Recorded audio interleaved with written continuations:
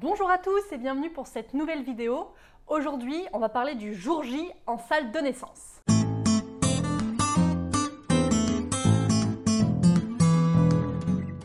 Ça y est, c'est le grand jour, vous allez accoucher aujourd'hui, c'est super et en même temps un petit peu angoissant, surtout si c'est votre premier bébé, vous savez pas très bien comment ça se passe. C'est pour ça du coup que cette vidéo, je la fais aujourd'hui pour vous expliquer un petit peu, pour pouvoir vous projeter et voir un petit peu comment ça va se passer. Alors, déjà, quand est-ce que vous passez en salle de naissance? Le critère numéro 1, c'est que vous soyez évidemment en travail. En travail, ça veut dire quoi? Ça veut dire des contractions toutes les 3-4 minutes à peu près, pendant plus de 2 heures, qui ne passent pas avec du Spasfon, Doliprane, un bain chaud. Donc elles sont très intenses, elles sont douloureuses, elles sont fatigantes. Et votre col a bougé, il est, ça y est, effacé à 3 cm.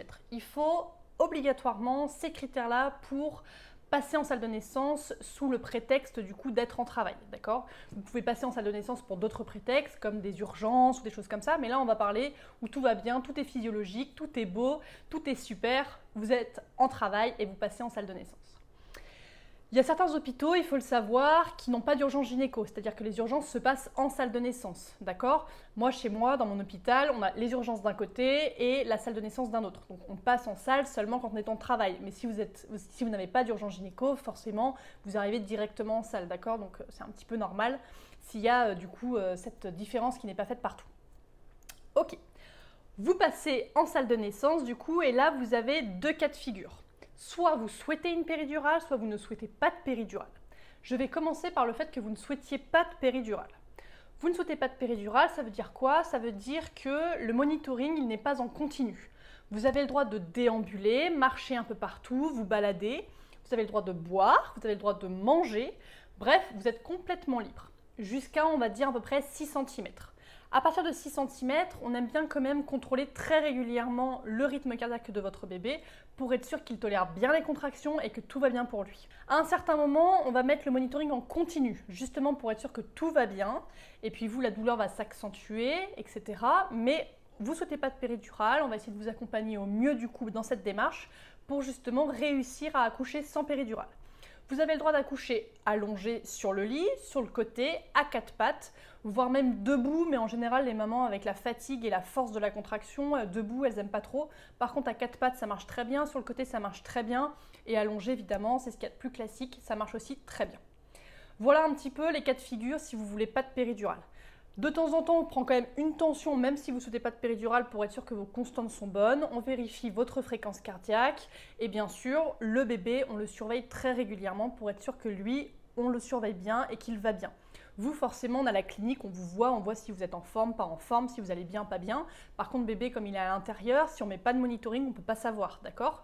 Alors bien sûr, on a la couleur du liquide amniotique qui nous donne un peu quand même un aspect pour savoir s'il va bien ou pas. Mais clairement, sans le monitoring, on est un peu les yeux bandés, donc c'est pour ça qu'on en a besoin, même sans péridurale. Voilà un petit peu le cas de figure sans péridurale. Pour finir quand même sur le sans péridurale, il va falloir pousser, donc vous allez pousser très fort. L'avantage, c'est que vous allez tout ressentir. Alors à ce moment-là, je ne sais pas trop si c'est un avantage ou un inconvénient vu la douleur, mais en tout cas, vous allez très bien sentir où est-ce qu'il faut pousser. Vous allez pousser de toutes vos forces, vous allez sortir votre bébé, vous allez profiter de votre bébé ensuite, bon, malgré la fatigue, etc., mais au moins, vous allez vous remettre de votre accouchement beaucoup plus vite que si vous aviez eu une péridurale. Alors, plus vite en termes de vous lever, de douleur, etc., mais par contre, en termes de fatigue, c'est sûr que comme ça a été très intense, vous allez être lessivé, crevé. Mais en même temps, ça a été normalement plus court, plus rapide. Donc finalement, la fatigue accumulée, vu qu'elle est condensée sur des petites heures, on peut dire que c'est un petit peu plus facile. Mais bon, ça après, ça dépend du cas de figure, ça dépend de comment s'est passé votre accouchement, etc. Ce qu'on espère en tout cas si vous n'avez pas de péridurale, c'est que vous vous délivrez correctement, que vous ne saignez pas et que tout se passe bien pour vous. Ça, c'est vraiment l'objectif numéro 1. Ensuite, pendant 2 heures, on vous laisse avec votre bébé, on vous surveille vous régulièrement, bébé régulièrement. Mais ça, j'en ai déjà parlé dans les phases du travail sur justement comment ça se passe avec le postpartum. Donc, je vous invite à regarder cette vidéo si vous ne l'avez pas encore vue. Et puis enfin, vous passez en maternité. Et là, pareil, je ferai une autre vidéo sur le séjour en maternité. Je pense d'ailleurs la semaine prochaine, ça sera ma prochaine vidéo. Ok? Ça, c'était le cas de figure numéro 1, vous ne voulez pas de péridurale. On va parler du cas de figure numéro 2, vous voulez une péridurale. Vous voulez une péridurale, pourquoi? Parce que les douleurs sont très intenses, ou alors juste parce que vous avez très peur du travail, de l'accouchement, etc. et que les douleurs sont intenses. Évidemment, on ne pose pas de péridurale si vous avez juste peur. Il faut qu'il y ait la douleur qui soit intense et que vraiment ça soit un désir de soulager la douleur. C'est pour ça que la péridurale a été créée, c'est pour soulager les femmes en termes de douleur, d'accord? Donc surtout, pas de culpabilité, si vous la voulez, vous la prenez, point final. Il n'y a personne qui doit juger, qui ne peut juger, c'est vous et votre corps, c'est vous et votre ressenti, c'est vous et votre approche face à la naissance et au travail.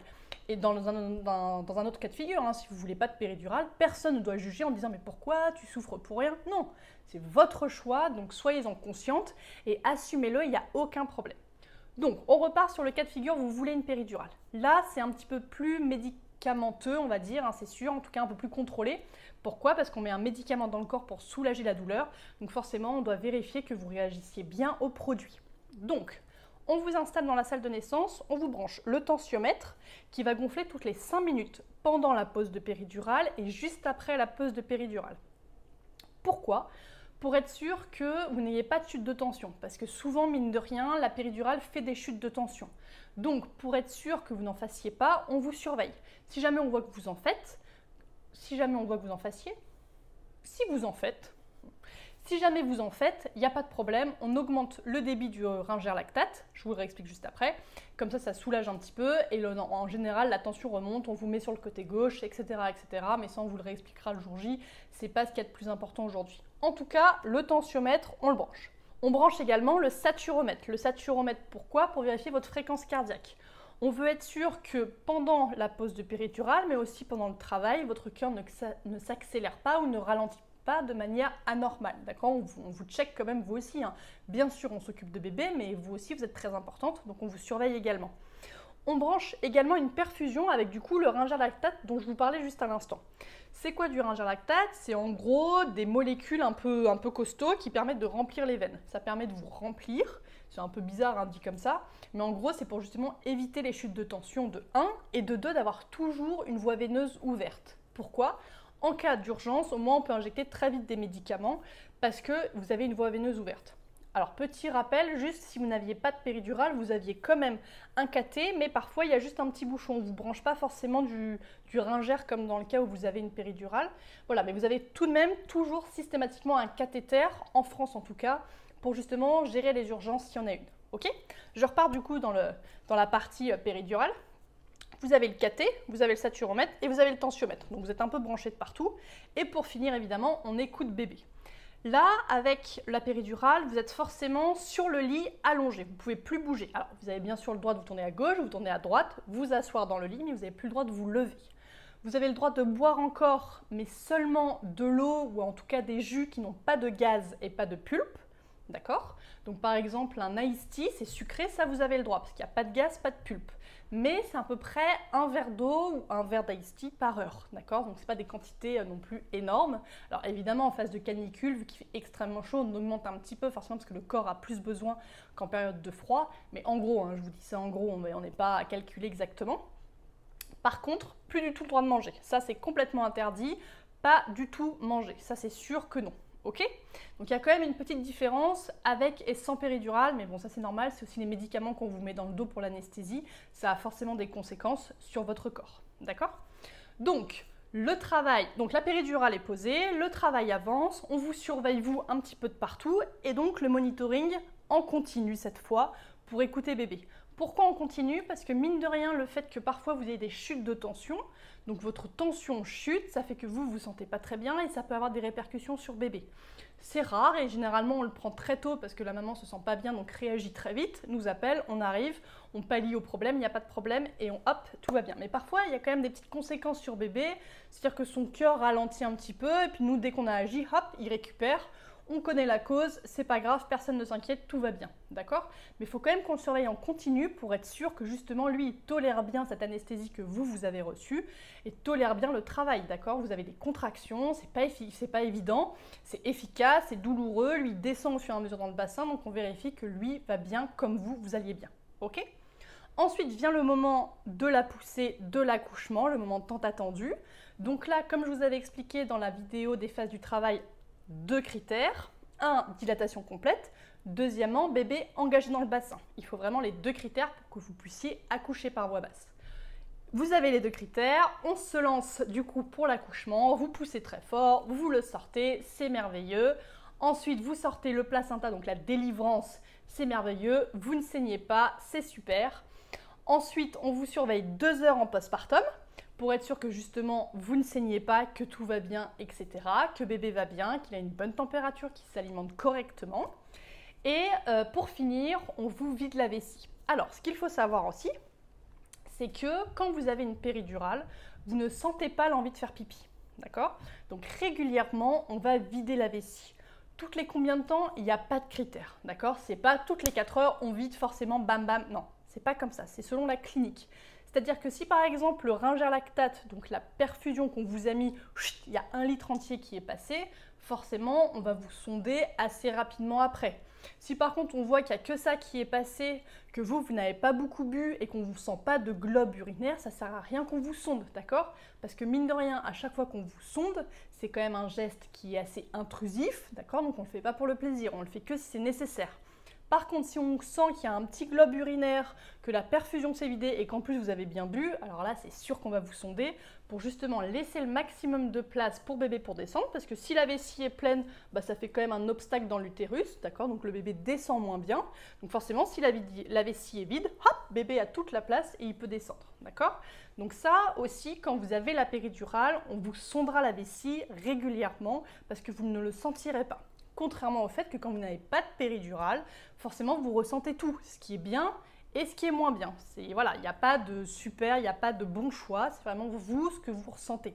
Mais juste pour vous prévenir que forcément, avec la péridurale, on devra vous vider la vessie. Ok? En termes d'examen, du nombre d'examens, pareil, il n'y a pas d'officier, enfin, il n'y a pas de choses courantes. Après, moi par exemple, ma pratique personnelle, j'examine à peu près, après c'est pareil, c'est au cas par cas, mais à peu près toutes les heures et demie pendant la journée, toutes les 2 heures pendant la nuit. D'accord? C'est comme ça que moi je fonctionne, mais chacun de mes collègues, on agit différemment, d'accord? Évidemment, par contre, s'il y a un signe d'appel, j'examine de manière plus rapprochée, ou alors je vais examiner, alors que ça se trouve, ça fait pas longtemps que j'ai examiné. Pourquoi? Si jamais le cœur ralentit, si jamais vous avez rompu la poche des os, si jamais vous avez une douleur inexpliquée, ou s'il y a quoi que ce soit, des saignements, des choses comme ça. Là, évidemment, je ne vais pas attendre, ah bah non, ça fait 10 minutes que je vous examinais, je vais attendre encore 1 heure. Pas du tout, d'accord? Donc voilà, c'est en général. On vous examine en gros de manière assez espacée, toutes les heures, heure et demie, 2 heures, ça dépend de chacun, chacune. Voilà, mais en gros, on ne vous examine pas toutes les 10 minutes, parce que déjà, ça n'a pas d'intérêt médical. Et en plus, pour vous, c'est hyper intrusif, hein, on ne va pas se mentir, c'est pas l'examen le plus agréable de votre vie. Donc clairement, on essaye de l'espacer au maximum. Voilà. L'accouchement, je pense que j'ai fait un petit peu le tour. Bébé est sur vous, etc. Et donc au bout des 2 heures, alors si vous n'avez pas de péridurale, au bout des 2 heures, vous vous levez et vous allez faire pipi aux toilettes. Par contre, si vous avez une péridurale, les effets de la péridurale agissent encore un petit peu sur vos jambes. Donc, on vous sonde une dernière fois dans le lit et ensuite, on vous met sur un fauteuil et vous partez en maternité. Généralement, vous arrivez à vous lever pour aller sur le fauteuil. Mais en tout cas, marcher, c'est un petit peu trop tôt quand même. Donc, c'est pour ça qu'on vous sonde avant de passer en maternité. Voilà, je pense que j'ai fait un peu le tour sur les différences péri, pas péri. Et puis, sur le jour J en salle d'accouchement. Je pense. Si en tout cas vous avez encore des questions, vous n'hésitez pas, vous me les dites en commentaire. N'hésitez pas également à vous abonner. Et moi je vous dis à très bientôt. Au revoir!